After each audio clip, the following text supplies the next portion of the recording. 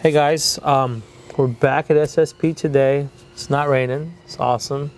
I think I'm getting ready to take this second sweater off here shortly. I'm gonna show you guys how to remove this door panel, and then amongst removing the door panel, and I'm gonna show you guys how to remove the rear view mirror. You know, maybe your wife backed into something, or you backed into something, you broke it. So, I'll show you guys how to do that. First things first, there's one screw behind here, and there's one screw down here. You gotta get those out. Get little beauty covers on them.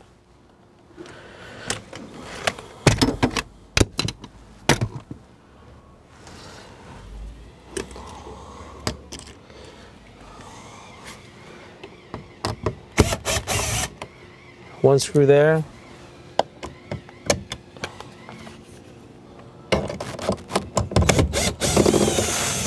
One screw there. After getting those two screws, we've got to get behind this door and pull on it.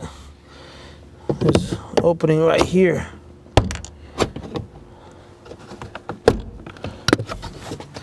All right. Pull, perfect. Now since it's loose, I'm gonna slide upwards, and let me show you guys back here. It's held on by these two clips. Come off really easy. Just pull them out like this, and then just wiggle them.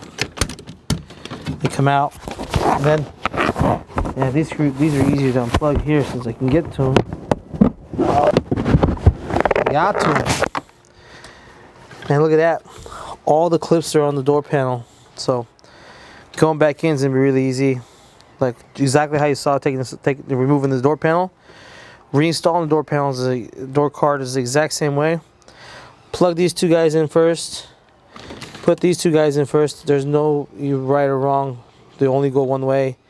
The bigger one goes at the bottom. The smaller one goes at the top. You just move it, you know, just slide right in there and then clip into space. And then make sure that you put this rim on top of this door first, going in like this.